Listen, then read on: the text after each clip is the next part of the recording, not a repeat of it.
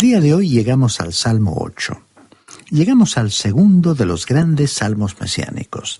El Salmo 2 fue el primero y el Salmo 8, es el segundo salmo mesiánico.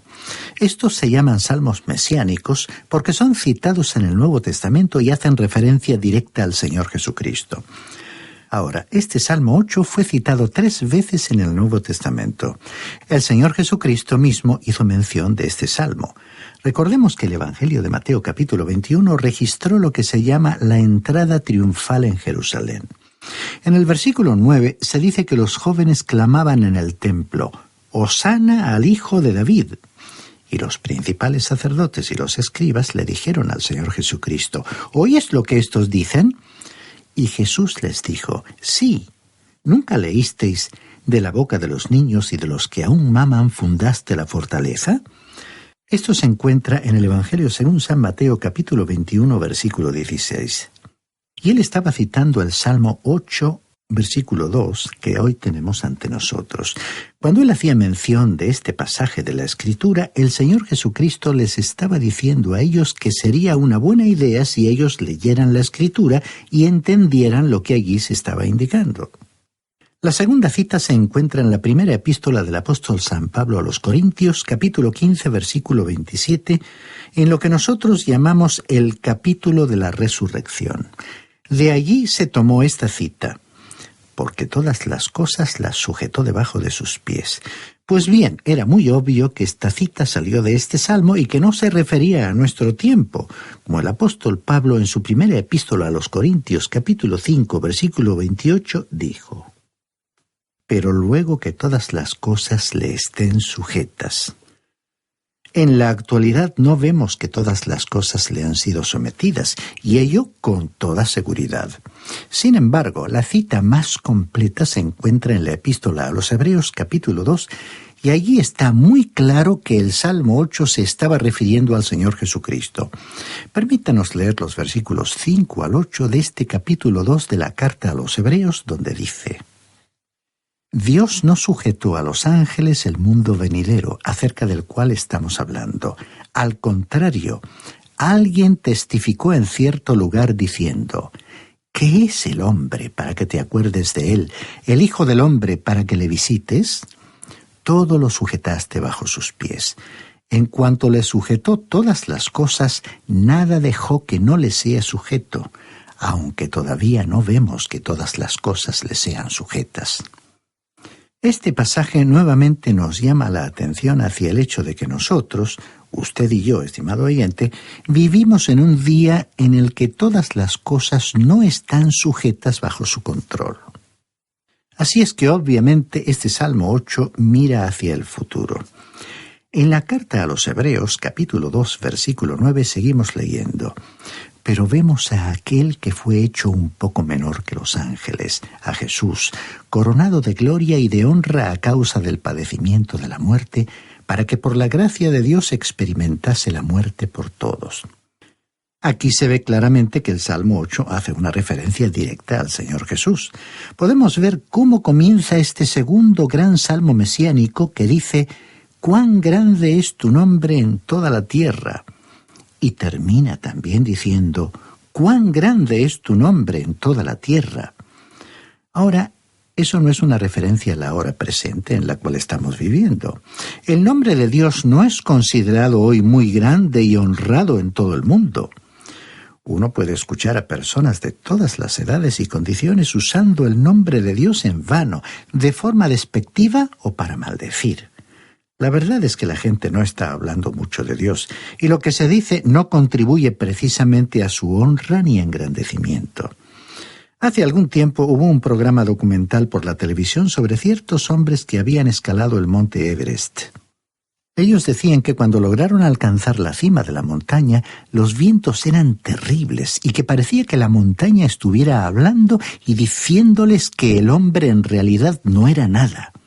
Pero no hicieron ninguna mención de Dios. Nunca hemos tenido oportunidad de escalar una montaña como el Everest, pero es como cualquier otra montaña en el mundo. Debemos decir que todas las montañas son sencillamente una acumulación de piedras, tierra, rocas y en algunos lugares árboles. Pero las montañas no hablan, no se enojan, no hacen que el hombre se sienta pequeño. Es Dios quien hace eso. Y fue Dios quien en la cima de esa montaña hizo que esos hombres se sintiesen tan insignificantes. Pero ellos no se dieron cuenta de lo grande que Dios era y simplemente hablaban de la naturaleza.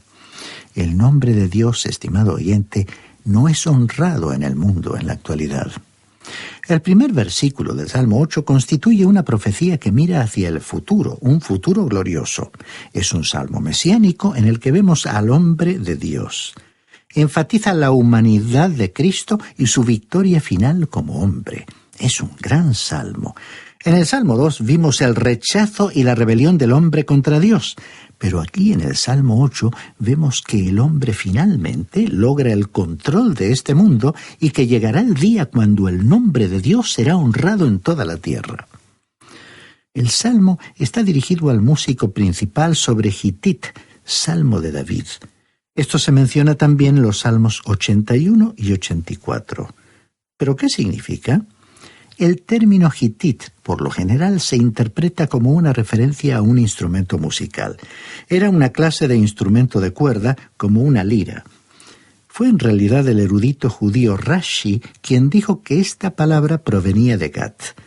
Era un instrumento conocido en la zona de Gat y recordemos que allí encontró refugio David cuando estaba huyendo del rey Saúl.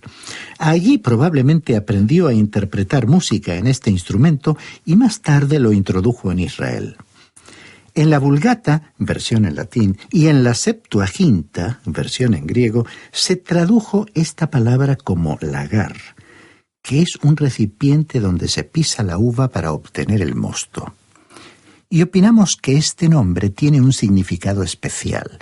Este es el salmo que revela el lagar del sufrimiento por el que el Señor Jesús tuvo que pasar por usted y por mí. Como hombre experimentó la muerte por todos los seres humanos. Tuvo que sentir el sabor de la amargura del lagar. Más tarde, el profeta Isaías en su capítulo 63, versículo 3, presentaría al Señor Jesús viniendo de Edom con sus vestidos rojos como los del que pisa las uvas en el lagar. El jugo de las uvas en sus ropas no era su propia sangre, sino la de sus enemigos. Si la sangre de Cristo no significa nada para usted y usted no es salvo, entonces tendrá que ser juzgado. ¿Es la sangre de Cristo o la suya, estimado oyente? Esa es hoy la posición ante la cual se enfrenta el ser humano en este mundo.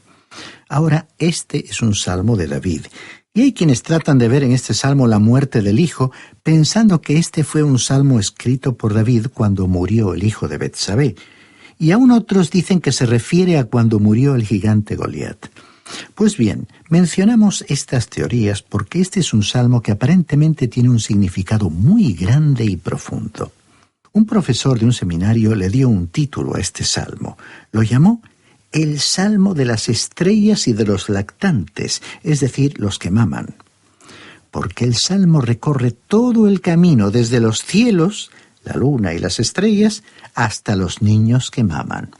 Y este es un salmo que también puede considerarse junto con el Salmo 19, que habla de la naturaleza, que habla sobre las escrituras y el sol. Pero el sol no fue mencionado en absoluto aquí en el Salmo 8.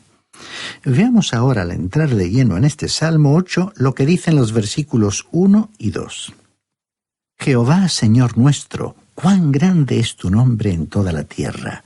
Has puesto tu gloria sobre los cielos. De la boca de los niños y de los que aún maman, fundaste la fortaleza a causa de tus enemigos, para hacer callar al enemigo y al vengativo.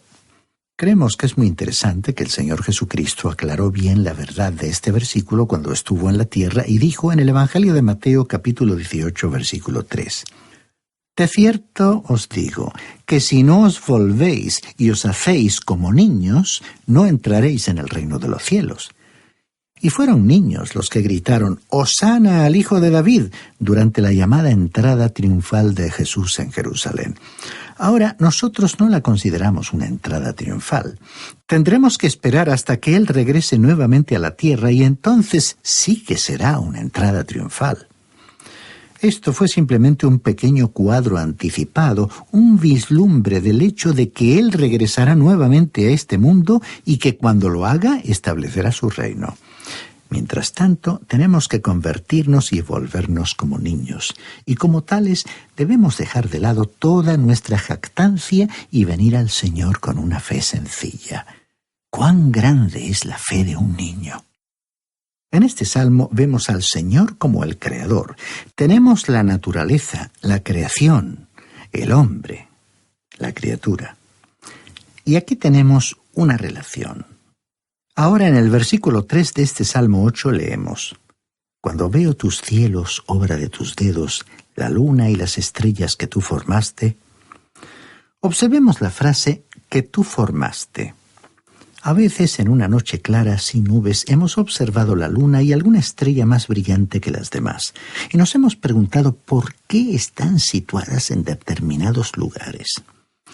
Al ser humano podría parecerle que los astros están situados en el espacio de una forma aleatoria, en la que los dejó un prolongadísimo proceso hecho realidad en un tiempo y condiciones desconocidas. Lo único que sabemos por el testimonio de la Biblia es que el Creador, por algún motivo que desconocemos, quiso que estuvieran donde se encuentran actualmente. De la misma manera que nosotros, en nuestro despacho o lugar de trabajo, situamos ciertos objetos en ciertos lugares que a otras personas puede parecerles una ubicación arbitraria, pero nosotros sabemos que los hemos colocado allí con un propósito específico. Así también el Creador dispuso y ordenó el universo de acuerdo con un plan coherente y lógico. Así que, de acuerdo con este relato bíblico, los cielos y lo que en ellos se encuentra son el resultado de las manos del Creador. Es interesante que cuando la palabra de Dios habla de la salvación, en el libro del profeta Isaías, capítulo 53, versículo 1, dice: ¿Quién ha creído a nuestro anuncio y sobre quién se ha manifestado el brazo del Señor?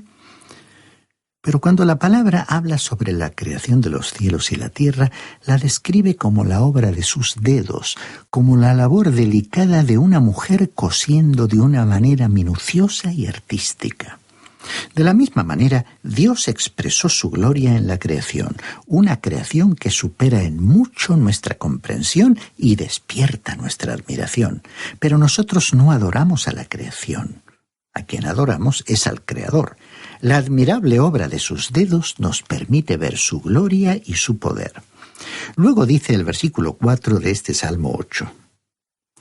¿Qué es el hombre para que tengas de él memoria y el Hijo del hombre para que lo visites? Hay algunos que todavía están trabajando en esta cuestión. ¿Qué es el hombre? El hombre es una criatura muy compleja. Él es un ser humano, pertenece a la raza humana y hay algunos que aún están tratando de averiguar cómo fue que llegó aquí. La Biblia dice que Dios nos creó y nos colocó sobre la tierra. Y luego el hombre se rebeló, se apartó por su propio camino, ya no creyó en Dios y desobedeció. ¿Y por qué tiene Dios que acordarse de él, pensar en él y tenerle en cuenta? ¿Por qué no le quitó de en medio y se libró de él? El ser humano en la historia y en la actualidad ha resultado ser un fracaso. Usted sabe que a nosotros no nos agrada escuchar esa evaluación de nuestra propia especie. Más bien preferimos hablar de éxito y del progreso de la humanidad. El doctor Magui, autor de estos estudios, cree que una de las profesiones más difíciles de desarrollar es ser un médico especialista en cáncer.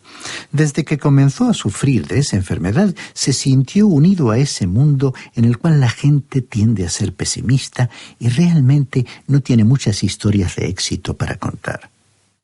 Y utilizó esa forma de pensar y sentir para concluir que el ser humano, en otros órdenes, tampoco tiene una trayectoria de éxitos en el ámbito moral o espiritual, tanto a nivel personal como en el plano de la convivencia social.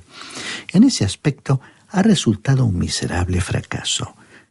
Ha convertido a este mundo en un desorden, y en este contexto el salmista se pregunta: ¿qué es el hombre para que tengas de él memoria y el Hijo del hombre para que lo visites? Hace más de 2000 años, Él visitó al ser humano en esta tierra y en ese viaje murió en una cruz para hacernos saber que Él nos amaba. No nos salvó únicamente por ese amor, nos salvó por su gracia, porque nosotros no teníamos nada que ofrecerle. Nosotros no éramos dignos de ser salvos. Sin embargo, Dios vino a esta tierra. No sabemos si hay otros planetas que están habitados y si en ese caso Él habrá visitado algún otro planeta. Pero lo que sí sabemos es que Él vino a nuestro mundo para morir en la cruz con el propósito de hacer posible nuestra salvación. Luego el salmista dijo en el versículo 5, «Lo has hecho poco menor que los ángeles y lo coronaste de gloria y de honra». Cuando el Señor Jesús aparecía en el Antiguo Testamento se presentaba como el ángel del Señor, pero cuando llegó a Belén, Él lo hizo de una manera mucho más inferior, más humilde. Y dice el versículo 6, «Lo entronizaste sobre las obras de tus manos, todo lo pusiste debajo de sus pies». Al hombre se le entregó el dominio sobre lo creado por Dios, pero el hombre lo perdió y ya no tiene hoy el control sobre el universo. La ciencia pensó que tenía las cosas bajo su control porque contribuyó al progreso material de la humanidad, pero ahora vemos que la ciencia ha contaminado la Tierra y a veces parece que la Tierra fuera a convertirse en un gigantesco cubo de basura. Los seres humanos han utilizado la ciencia de manera tan incontrolada que son responsables de la contaminación de la Tierra y de la atmósfera. El ser humano que se ha encontrado a sí mismo utilizando a la ciencia tendrá que recurrir a Dios, que es el único que puede ayudarle para no ser destruido por los residuos de basura que le contaminan y destruyen el medio ambiente. Y ese dominio y autoridad del Señor sobre las obras de Dios no se hará efectivo hasta que Él regrese a la tierra. Continuemos con los versículos 7 y 8. Ovejas y bueyes, todo ello, y asimismo las bestias del campo, las aves del cielo y los peces del mar, todo cuanto pasa por los senderos del mar. Dios lo hizo todo, Él es el Creador. En la carta a los Romanos, capítulo 1, versículo 20, Pablo dijo, «Lo invisible de Él, su eterno poder y su deidad, se hace claramente visible desde la creación del mundo y se puede discernir por medio de las cosas hechas. Por lo tanto, no tienen excusa». Podemos ver la obra de Dios simplemente mirando a nuestro alrededor. Leamos ahora el versículo 9. «Jehová, Señor nuestro, cuán grande es tu nombre en toda la tierra». No en la actualidad, pero algún día el nombre del Señor será reconocido y engrandecido por toda la tierra. En nuestra época, y como dijo San Pablo en su carta a los Romanos capítulo 8, versículo 22, la creación se queja y sufre como una mujer con dolores de parto, y nosotros también sufrimos con ella, esperando el momento en que Dios nos adopte como hijos, con lo cual nuestros cuerpos serán redimidos, liberados. Pero Dios está sobre toda la creación. Él ha desplegado su gloria sobre los cielos, y allí, en aquella esfera celestial, se encuentra hoy ese hombre que hace más de 2000 años vino aquí a este mundo para nacer en Belén. Él está sentado a la derecha de Dios, y solamente por la fe podremos verle. Por tanto, como dijo el apóstol Pablo en su segunda carta a los Corintios, capítulo 3, versículo 18, nosotros todos, mirando con el rostro descubierto y reflejando como en un espejo la gloria del Señor, somos transformados de gloria en su misma imagen por la acción del Espíritu del Señor. Y también el apóstol Juan en su primera epístola, capítulo 3, versículo 2, reforzó nuestra esperanza con estas palabras: «Amados, ahora somos hijos de Dios y aún no se ha manifestado lo que hemos de ser. Pero sabemos que cuando Él se manifieste, seremos semejantes a Él, porque lo veremos tal como Él es». ¡Qué perspectiva gloriosa para el Hijo de Dios! Una vez más deseamos recordarle que este es un salmo mesiánico. Enfatiza la humanidad de Cristo y su victoria final como hombre. Hemos estado, pues, en la periferia de este hermoso salmo que canta alabanzas a nuestro Salvador. Es que el Creador, estimado oyente, quiere ser su Salvador. El panorama que predomina hoy nos ofrece en la hora presente la imagen del aparente triunfo de las fuerzas del mal, en un mundo que mantiene de forma precaria un equilibrio que se esfuerza por mantener las apariencias de la paz. Pero gracias a su muerte en la cruz y a su resurrección, la historia se encamina hacia el triunfo definitivo de Cristo sobre el mal. O sea, que hay un futuro venturoso, glorioso para los hijos de Dios. Pero en estos momentos nos preocupa también el presente, la paz interior, la lucha por la subsistencia, la calidad de vida y una vida con un significado, con un propósito, con metas, con ilusiones. En otras palabras, una vida que merezca la pena ser vivida. Dijimos que el Señor de los cielos quiere ser su Salvador.